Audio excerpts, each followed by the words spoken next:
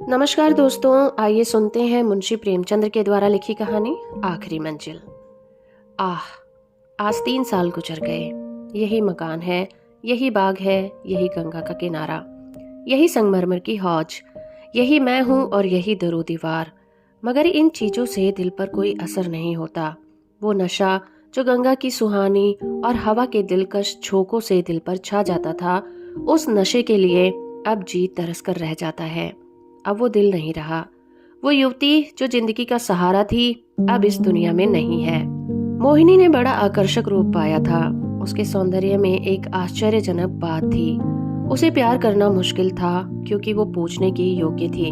उसके चेहरे पर हमेशा एक बड़ी लुभावनी आत्मिकता की दीप्ति रहती थी। उसकी आंखें, जिनमें लाज और गंभीरता और पवित्रता का नशा था, प्रेम का स्रोत थी। उसकी एक एक चितवन, एक एक क्रिया, एक एक बात उसके हृदय की पवित्रता और सच्चाई का असर दिल पर पैदा करती थी। जब वो अपनी शर्मीली आंखों से मेरी ओर ताकती तो उसका आकर्षण और उसकी गर्मी मेरे दिल में एक ज्वार भाटा सा पैदा कर देती थी। उसकी आंखों से आत्मिक भावों की किरणें निकलती थी, मगर उसके होठ प्रेम की बानी से अपरिचित थे। उसने कभी इशारे से भी उस अथाह प्रेम को व्यक्त नहीं किया था, जिसकी लहरों में वो खुद तिनके की तरह बही जाती थी। उसके प्रेम की कोई सीमा न थी। वो प्रेम जिसका लक्ष्य मिलन है, प्रेम नहीं वासना है। मोहिनी का प्रेम वो प्रेम था जो मिलने में भी वियोग के मजे लेता था। मुझे खूब याद है, एक बार जब उसी हौज के किनारे चांदनी रात में मेरी प्रेम भरी बातों से विभोर होकर उसने कहा था, आह, वो आवाज अभी मेरे हृदय पर अंकित है। मिलन प्रेम का आदि है, अंत नहीं। प्रेम की समस्या पर इससे ज्यादा शानदार, इससे ज्यादा ऊंचा ख्याल कभी मेरे लिए नहीं गुजरा था। वो प्रेम जो चितावनों से पैदा होता है और वियोग से भी हरा भरा रहता है, वो वासना के एक झोंके को भी बर्दाश्त नहीं कर सकता। संभव है कि यह मेरी आत्मस्तुति हो, मगर वो प्रेम जो मेरी कमजोरियों के बावजूद मोहिनी को मुझसे था, उसका एक कतरा भी मुझे बेसुध करने के लिए काफी था। मेरा हृदय इतना विशाल ही न था। मुझे आश्चर्य होता था कि मुझ में वो कौन सा गुण था जिसने मोहिनी को मेरे प्रति प्रेम से विहल कर दिया था। सौंदर्य, आचरण की पवित्रता, मर्दानगी का जौहर, वही वो गुण है जिस पर मोहब्बत न्यौछावर होती है। मगर मैं इनमें से एक पर भी गर्व नहीं कर सकता था। शायद मेरी कमजोरियां ही उस प्रेम की तड़प का कारण थी। मोहिनी में वो अदाएं ना थीं जिस पर रंगीली तबीयतें फिदा हो जाया करती थी। तिरछी चितवन, रूप गर्व की मस्ती भरी हुई आंखें, दिल को मोह लेने वाली मुस्कुराहट, चंचल वाणी, उनमें से कोई चीज यहाँ ना थी। मगर जिस तरह चांद की मध्यम सुहानी रोशनी में कभी कभी फुहारे पड़ने लगती हैं, उसी तरह निश्चल प्रेम में उसके चेहरे पर मुस्कुराहट कौंध जाती और आंखें नम हो जाती।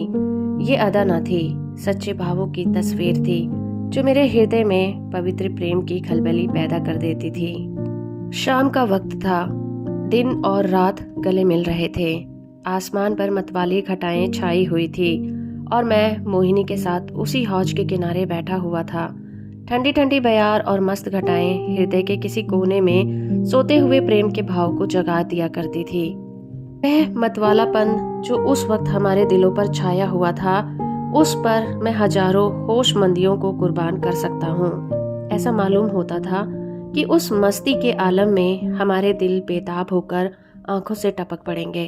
मोहिनी की जबान भी संयम की बेड़ियों से मुक्त हो गई थी और उसकी प्रेम में डूबी हुई बातों से मेरी आत्मा को जीवन मिल रहा था। एकाएक मोहिनी ने चौंक कर गंगा की तरफ देखा। हमारे दिलों की तरह उस वक्त गंगा भी उमड़ी हुई थी। पानी की उस उद्विग्न उठती गिरती सतह पर एक दिया बहता हुआ चला जाता था और उसका चमकता हुआ अक्स थिरकता और नाचता एक पुच्छल तारे की तरह पानी को आलोकित कर रहा था। आह, उस नन्ही सी जान की क्या बिसात थी। कागज के चंद पुर्जे, बांस की चंद तीलियां, मिट्टी का एक दिया और जैसे किसी के अतृप्त लालसाओं की समाधि थी जिस पर किसी दुख बांटने वाले ने तरस खाकर एक दिया जला दिया था। मगर वो नन्ही सी जान जिसके अस्तित्व का कोई ठिकाना ना था, उस अथाह सागर में उछलती हुई लहरों से टकराती, भंवरों से हिचकोरे खाती, शोर करती हुई लहरों को रोनती चली जाती थी। शायद जल देवियों ने उसकी निर्बलता पर तरस खाकर उसे अपने आंचलों में छुपा लिया था। जब तक वो दिया झिलमिलाता और टिमटिमाता हमदर्द लहरों से चकोरे लेता दिखाई दिया, मोहिनी टकटकी लगाए खोई हुई सी उसी तरफ ताकती रही। जब वो आंख से ओझल हो गया तो वो बेचैनी से उठकर खड़ी हुई और बोली, मैं किनारे पर जाकर उस दिए को देखूंगी। जिस तरह हलवाई की मनभावन पुकार सुनकर से बाहर निकल पड़ता है और चाव भरी आंखों से देखता और अधीर आवाजों से पुकारता हुआ उस नेमत के थाल की तरफ दौड़ता है, उसी जोश और चाव के साथ मोहिनी नदी के किनारे चली। बाग से नदी पर सीढ़ियां बनी हुई थीं। हम दोनों तेजी के साथ नीचे उतरे और किनारे पहुंचते ही मोहिनी ने खुशी के मारे उछलकर जोर से कहा, अभी है, अभी है, देखो वो निकल गया। वह बच्चों का सा उत्साह और उद्विग्न अधीरता जो मोहिनी के चेहरे पर उस समय थी, मुझे यकीन न भूलेगा। मेरे दिल में सवाल पैदा हुआ, उस दिए से ऐसा हार्दिक संबंध, ऐसी विहलता क्यों? मुझ जैसा कवित्व शून्य व्यक्ति उस पहेली को जरा भी न पूछ सका। मेरे हृदय में आकांक्षाएं पैदा हुई। अंधेरी रात है, घटाएं उमड़ी हुई, नदी बाढ़ पर, हवा तेज। यहाँ इस वक्त ठहरना ठीक नहीं। मगर मोहिनी, वह चाव भरे भोलेपन की तस्वीर उसी दिए की तरफ आंखें लगाए चुपचाप खड़ी थी और वो उदास दिया जो हिलता मचलता चला जाता था, न जाने कहाँ किस देश। मगर थोड़ी देर के बाद वो दिया आंखों से ओझल हो गया। मोहिनी ने निराश स्वर में पूछा, गया? पूछ गया होगा। और इसके पहले कि मैं कुछ जवाब दूं, वो उस डोंगी के पास चली गई जिस पर बैठकर हम कभी कभी नदी की सैर किया करते थे, और प्यार से मेरे गले लिपटकर बोली, मैं उस दिए को देखने जाऊंगी कि वो कहाँ जा रहा है और किस देश को जा रहा है। वो कहते कहते मोहिनी ने नाव की रस्सी खोल ली जिस पर पेड़ों की डालियां तूफान के झोंकों से चकोरे खाती हैं। उसी तरह वो डोली डामाडोल हो रही थी।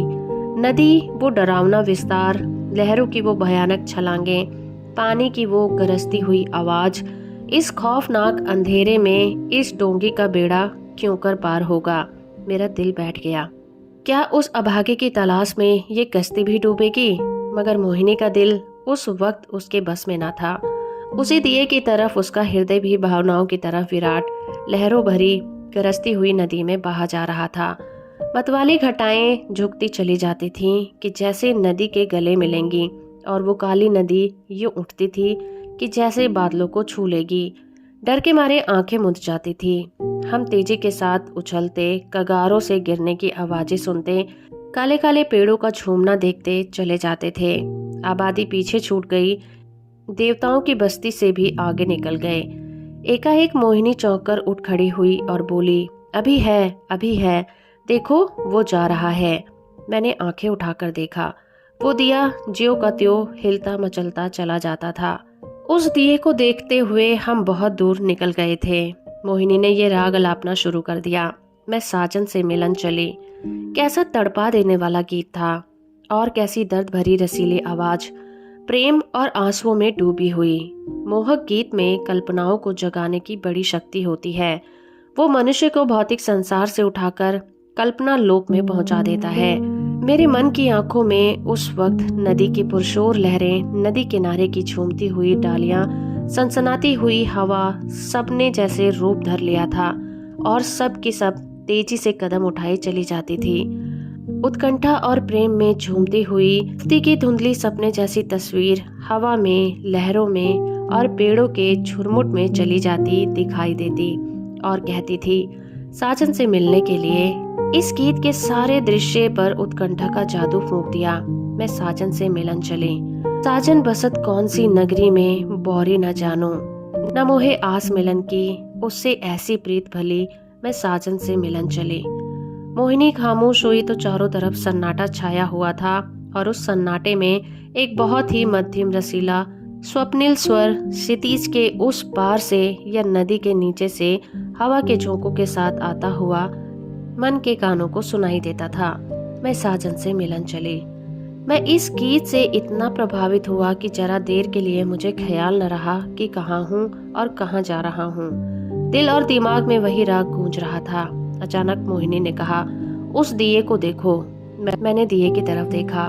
उसकी रोशनी मंद हो गई थी और आयु की पूंजी खत्म हो चली थी। आखिर वो एक बार जरा भपका और बुझ गया। जिस तरह पानी की बूंद नदी में गिरकर गायब हो जाती है, उसी तरह अंधेरे के फैलाव में उस दिए की हस्ती गायब हो गई। मोहिनी ने धीरे से कहा, अब नहीं दिखाई देता, बुझ गया। ये कहकर उसने एक ठंडी सांस ली। दिल उमड़ आया, आंसुओं से गला भर गया। जबान से सिर्फ इतना निकला, क्या यही उसकी आखिरी मंजिल थी? और आंखों से आंसू गिरने लगे। मेरी आंखों के सामने से पर्दा सा हट गया। मोहिनी की बेचैनी और उत्कंठा, अधीरता और उदासी का रहस्य समझ में आ गया और बरबस मेरी आंखों से भी आंसू की चंद बूंदें टपक पड़ी। क्या उस शोर भरे खतरनाक तूफानी सफर की यही आखिरी मंजिल थी? दूसरे दिन मोहिनी उठी तो उसका चेहरा पीला था। उसे रात भर नींद नहीं आई थी। वो कवि स्वभाव की स्त्री थी। रात की इस घटना ने उसे दर्द भरे भावुक हृदय पर बहुत असर पैदा किया था। हाँ, चेहरा खिला रहता था। आज से वो हंसमुखपन भी विदा हो गया। हरदम चेहरे पर एक उदासी सी छाई रहती और बातें ऐसी जिनसे हृदय छलनी हो जाता और रोना आता था।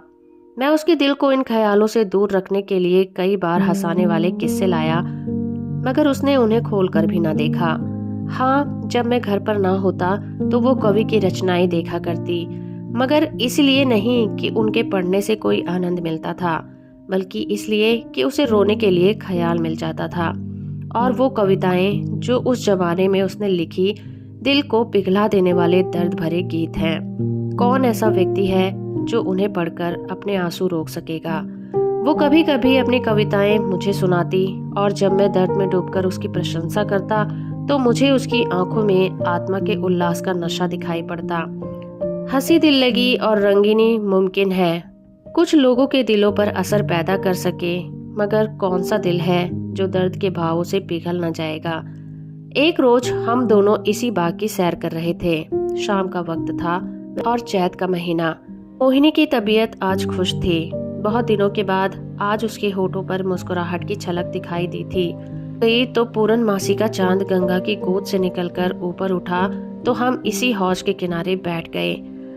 यह मॉल सीढ़ियों की कतार और यह हौज मोहिनी की यादगार है। चांदनी में बिसात आई और चौपड़ होने लगी।